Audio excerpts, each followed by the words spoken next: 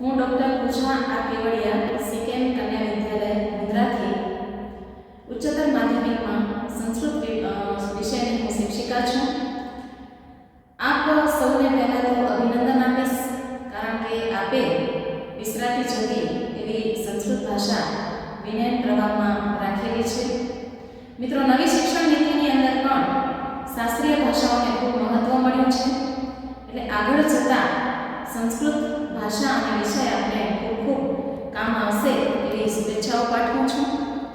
મિત્રો, આપ સૌ બોર્ડની પરીક્ષાની તૈયારી કરી રહ્યા હશે.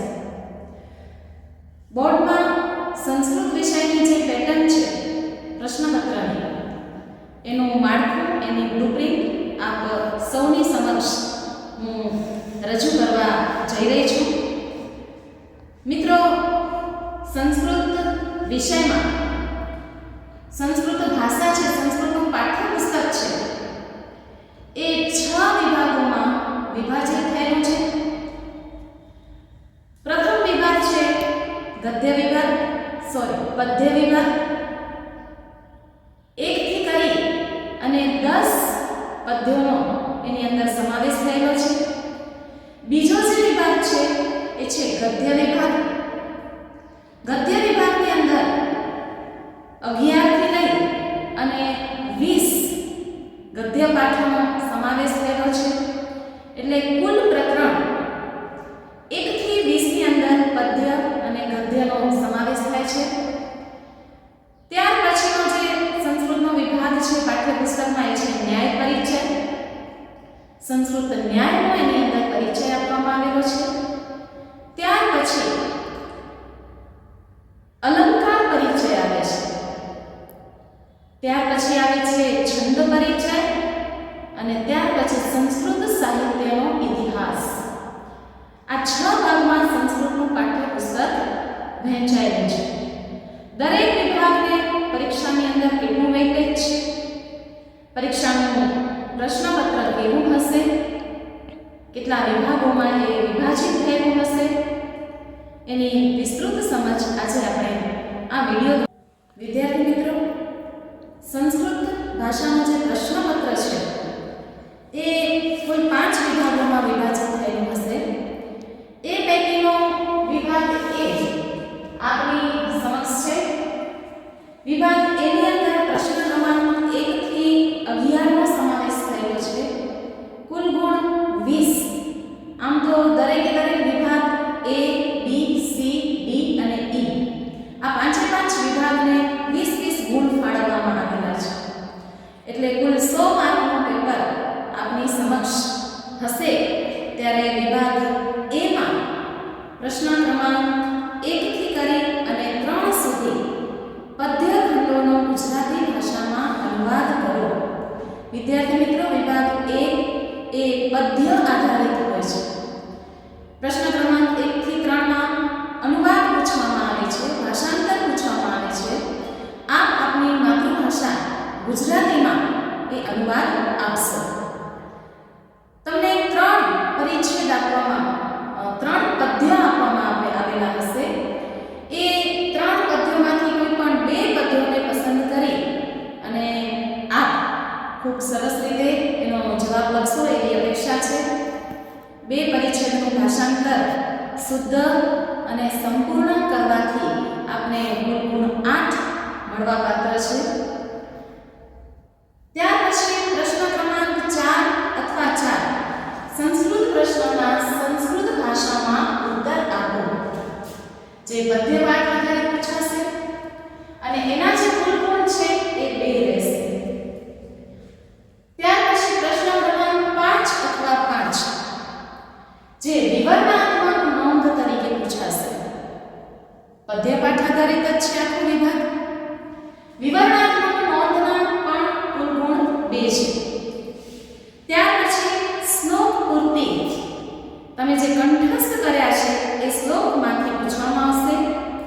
પદ્ય 2 એની અંદરથી બોર્ડમાં પ્રશ્નપત્રમાં પદ્ય શ્લોકાંશ પૂછવામાં આવે છે.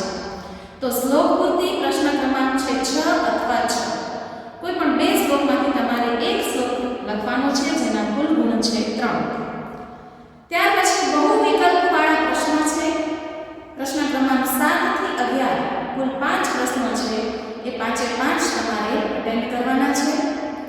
જે પદ્યપાઠ આધારિત પૂછવામાં આવે છે.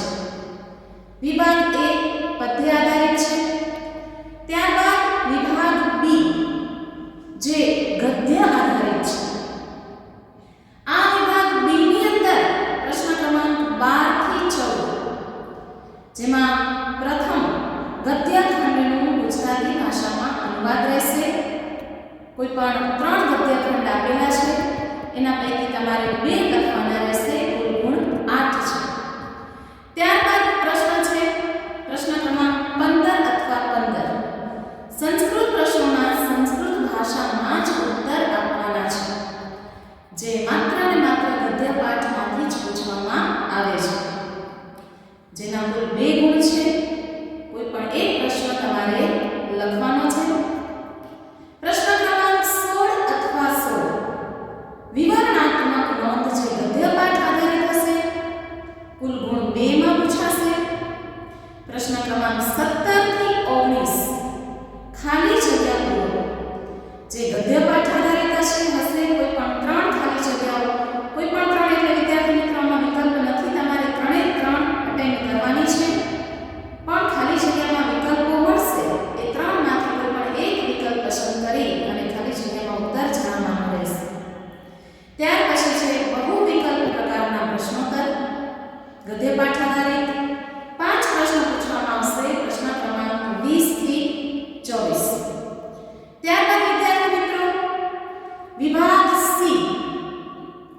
હવે વિભાગ C જે છે પ્રશ્ન ક્રમાંક તમારે છે 25 થી 32. એટલે ગદ્યાર્થ પ્રમાણે છે ગદ્ય પાઠ આધારિત જ પૂછવામાં આવશે. તમારા સંસ્કૃતના પાઠ્યપુસ્તક અંદરથી જ કોઈ એક ગદ્ય પાઠ એમાં પૂછવામાં આવશે. એક પરિચ્છેદમાંથી યોગ્ય ઉત્તર શોધી અને તમારે ઉત્તરો આપવાના છે. કુલ ગુણ 4 હશે. પ્રશ્ન ક્રમાંક 25 હશે. વિદ્યાર્થી મિત્રો ત્યારબાદ પ્રશ્ન ક્રમાંક 26 થી 28 જે સમીક્ષાત્મક નોંધ ધરાવતો પ્રશ્ન છે. પદ્ય અને ગદ્ય બંનેમાંથી પૂછી શકે છે. ત્યારબાદ છે સહસંદર્ભ સમજૂતી. વિદ્યાર્થી મિત્રો આ પ્રશ્ન એવો છે કે જે કૃતિ જ્યાંથી લેવામાં આવેલી છે એનો મૂળ ગ્રંથ પણ તમારે જણાવવાનો છે. ધારો કે મહાભારતમાંથી કૃતિ લેવામાં આવેલી છે, મહાભારતના શાંતિ પર્વમાંથી, તો તમારે એ જણાવવાનું છે કે આ કૃતિ મહાભારતના શાંતિ પર્વમાંથી લેવામાં આવેલી કૃતિ છે, એનામાંથી આ વાક્ય લેવામાં આવેલું છે. સહસંદર્ભ નોંધમાં આ રીતે નોંધ આપી અને તમારે પ્રશ્ન ક્રમાંક 29 થી 31 અટેન્ડ કરવાના છે, જેના કુલ ગુણ છે 6. આ પ્રશ્ન પણ પદ્ય અને ગદ્ય મિશ્રિત પ્રશ્ન છે.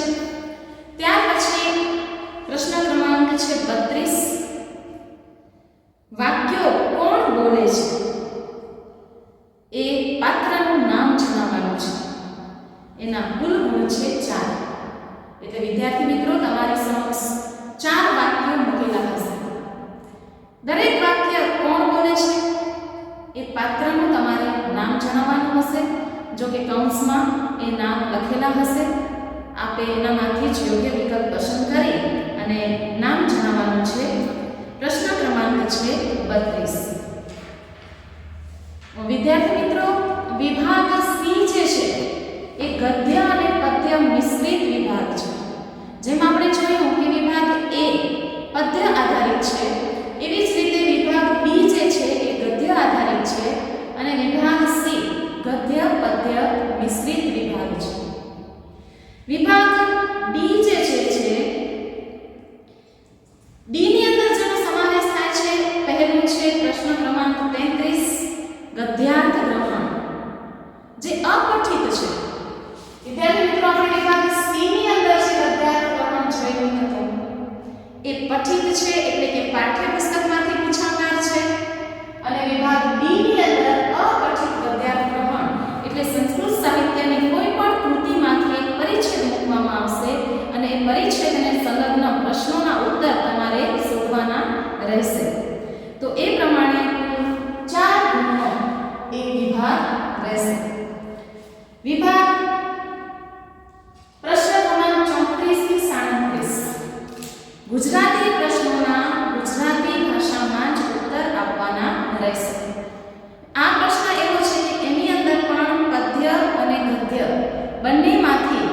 પ્રશ્નો પૂછવામાં આવશે. એટલે કે પ્રકરણ 1 થી કરી અને 20 સુધીના તમામ પ્રકરણોમાંથી આ પ્રશ્ન પૂછી શકે છે. પ્રશ્ન ક્રમાંક 34 થી 37 કુલ ગુણ 6 છે. ત્યાર પછીનો જે પ્રશ્ન છે શ્લોકનો અર્થ વિસ્તાર. પ્રશ્ન ક્રમાંક 38 છે. શ્લોકના અર્થ વિસ્તારની અંદર વિદ્યાર્થી મિત્રો બોર્ડે કહેલું છે કે 8મું જે પદ્ય છે એ પદ્ય આધારિત જ આ પ્રશ્ન પૂછવામાં આવશે. પદ્ય ક્રમાંક 8 38 અથવા 38 નંબરનો પ્રશ્ન તમારે અહીં મૂકવાનો છે. ત્યાર પછી છે ખાલી જગ્યાઓ પૂરો, જે પદ્ય પાઠ આધારિત હશે. 39 થી 41 ત્રણ ખાલી જગ્યાઓ પૂછવામાં આવશે. ત્યાર પછી પ્રશ્ન ક્રમાંક 42 થી 45 માં શ્લોકાંશોના જોડકા જોડો. આ શ્લોકના અંશો જે છે એ પદ્ય પાઠ આધારિત હશે. પદ્યમાંથી એક પંક્તિ વિભાગ E માં, એક પંક્તિ વિભાગ B માં એ પ્રમાણે મૂકેલી હશે. આપને વિભાગ A સાથે યોગ્ય વિભાગ B ની પંક્તિ પસંદ કરી અને જોડવાની રહેશે. ત્યારબાદ વિદ્યાર્થી મિત્રો વિભાગ E જે છે પ્રશ્ન ક્રમાંક 46 થી 59 આ વિભાગ E ની અંદર સંસ્કૃતના પાઠ્યપુસ્તકમાં જે વિભાગ પદ્યનો અને ગદ્યનો છે એને છોડી અને પાછળના જે વિભાગો છે ન્યાય પરિચય છે, અલંકાર છે, છંદ પરિચય છે અને સંસ્કૃત સાહિત્યનો ઇતિહાસ છે. આ ચારે ચાર વિભાગને જોડનારો આ સેતુ છે વિભાગ E. વિભાગ E પણ ખૂબ મહત્વનો વિભાગ છે. પ્રશ્ન ક્રમાંક 46 થી 48 માં તમારે પરિચયાત્મક નોંધ પૂછવામાં આવશે, જે અંતર્ગત સંસ્કૃત સાહિત્યનો પરિચય પૂછાશે. સંસ્કૃત સાહિત્યનો પરિચય આપણે પાઠ્યપુસ્તકમાંથી લીધેલો છે. એની અંદર જે કૃતિઓ સમાવિષ્ટ છે, ગુહ્ય સૂત્ર છે, પ્રથમ રામાયણ છે, મહાભારત છે, કાલિદાસે રચેલા કાવ્યો છે, ત્યારબાદ બાણભટ્ટની કાદંબરી અને હર્ષચરિતમ બંને કૃતિઓ છે, મૃચ્છકટિકમ છે અને સંસ્કૃત ભાષાની શાસ્ત્રીય કૃતિઓ છે. એ ઉપરાંત આયુર્વેદ છે, હિતોપદેશ છે. આટલા પ્રકારનો સમાવેશ સંસ્કૃત સાહિત્યના ઇતિહાસની અંદર થાય છે.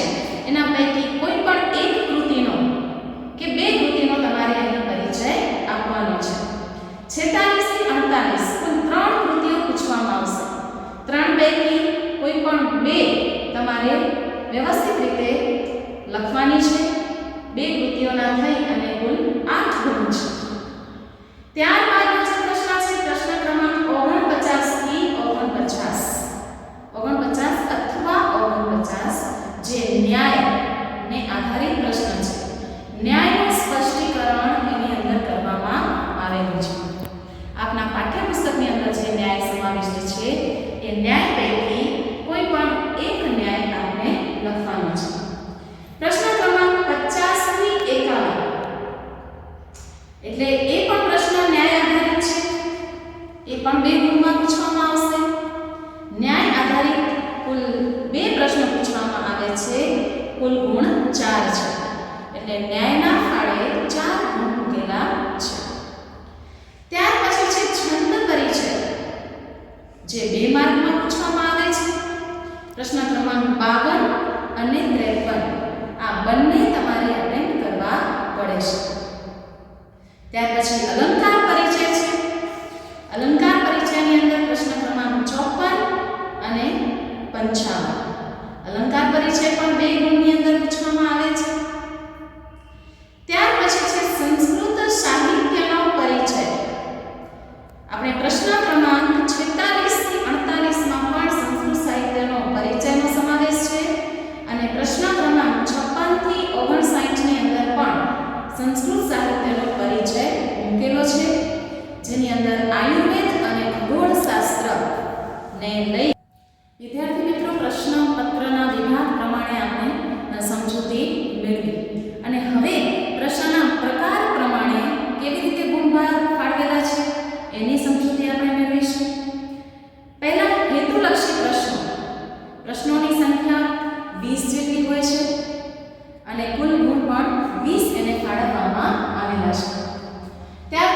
અતિ ટૂંક જવાબી પ્રશ્નોની સંખ્યા 10 ની હોય છે અને 10 ગુણની ફાળવણી એને કરવામાં આવેલી છે. ટૂંક જવાબી પ્રશ્નો 1 એને સંખ્યા કુલ 9 ની હોય છે અને કુલ ગુણ એને ફાળવવામાં આવેલા છે 16. ટૂંક જવાબી પ્રશ્નો 2 પ્રશ્નોની સંખ્યા 8 જેટલી હોય છે અને કુલ ગુણ ફાળવવામાં આવેલા છે 18. ત્યાર પછી છે લાંબા પ્રશ્ન, લોંગ ક્વેશ્ચન. એની સંખ્યા 12 જેટલી હોય છે અને 36 ગુણ એને ફાળવવામાં આવેલા છે. કુલ પ્રશ્ન ક્રમાંક 1 થી 59 ની સંખ્યા પ્રશ્નપત્રની અંદર હોય છે અને કુલ ગુણ 100 માર્કનું આપણે પ્રશ્ન પત્ર પૂછવામાં આવેલું હોય છે. વિભાગ પ્રમાણે ગુણભાર જોઈએ તો વિભાગ A એટલે પદ્ય વિભાગ, કુલ ગુણ 20. વિભાગ B એટલે ગદ્ય વિભાગ, કુલ ગુણ 20. વિભાગ C એટલે ગદ્ય અને પદ્ય મિશ્રિત વિભાગ છે, એના પણ કુલ ગુણ 20 છે. ગદ્ય પદ્ય અપઠિત વિભાગ છે એટલે વિભાગ D, એના પણ તમારે કુલ ગુણ 20 છે. અને વિભાગ E ની અંદર સમાવિષ્ટ છે સંસ્કૃત સાહિત્યનો ઇતિહાસ, ન્યાય પરિચય, અલંકાર પરિચય, છંદ પરિચય. આ સૌને કુલ ગુણ 20 ફાળવવામાં આવ્યા છે. ત્યારબાદ વિદ્યાર્થી મિત્રો પ્રકરણ પ્રમાણે આપણે ગુણભાર સમજીએ તો પહેલું પ્રકરણ છે વેદામૃતમ. વેદામૃતમ 3 ગુણમાં, સ્મૃતિ રસ સુધા 5 ગુણમાં, સંતિવે ગુરુઓ રાજના 3 ગુણમાં, સજ્જોતિહ પાવગમ 3 ગુણમાં, યક્ષ યુધિષ્ઠિર સંવાદ 3 ગુણમાં, પ્રણમામી મુદા 4 ગુણમાં, સુભાષિત મધુ બિંદવઃ 6 ગુણમાં, જ્ઞેયમ રૂપમ તદેવ મે 4 ગુણમાં, કિમ વૈદ્યન પ્રયોજનમ 5 ગુણમાં, અન્યોક્તય 5 ગુણમાં. અને અહીં આપણો પદ્ય વિભાગ પૂરો થાય છે. પ્રકરણ 10 પછી ચાલુ થાય છે ગદ્ય વિભાગ. 11મું પ્રકરણ દ ઇતિ 4 ગુણમાં પૂછાય છે. કંકણસ્ય તુ લોભેન 4 ગુણમાં, અનપરાધા અત્ર ભવતિ 4 ગુણમાં, વિવાહ સંસ્કારઃ 5 ગુણમાં, નમો મહર્ષય નિત્યમ 5 ગુણમાં, પુતલિકા પરીક્ષા તમારે 3 ગુણમાં. ત્યાર પછી છે આશ્રમ વર્ણનમ 2 ગુણમાં, પરિતુષ્ટા યાસ્યતિ 2 ગુણમાં, પુસ્તકસ્ય આત્મવૃતાંત 4 ગુણમાં.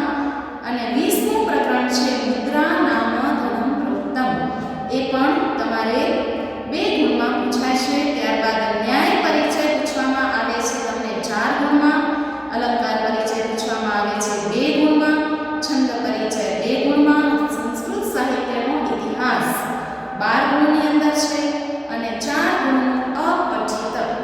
એમ મળી અને કુલ ગુણ 100 નું પેપર આપણે વિના સંકોચે કોઈ પણ જાતના સ્ટ્રેસ વિના ખૂબ જ હળવાશથી આપણે પ્રફુલ્લિત વાતાવરણની અંદર એ પ્રશ્નપત્ર આપવાનું છે. વિદ્યાર્થી મિત્રો ફરીથી એકવાર કહી દઉં કે પદ્યમાં જે 1 થી 10 પદ્યો છે તે પૈકી બીજું જે પદ્ય છે સ્મૃતિ રસ સુધા, આ બીજા પ્રકરણ આધારિત શ્લોક કંઠસ્થ કરવાના હોય છે. એ શ્લોક પૂર્તિની અંદર પૂછવામાં આવે છે. અને વિદ્યાર્થી મિત્રો 8મું જે પ્રકરણ છે જ્ઞેયમ રૂપમ તદેવ મે, આ પ્રકરણ આધારિત અર્થ વિસ્તાર પૂછવામાં આવે છે. ખૂબ ખૂબ આભાર. આજનો આ વિડિયો આપ સૌ વિદ્યાર્થીઓને સમર્પિત છે. નમસ્કાર.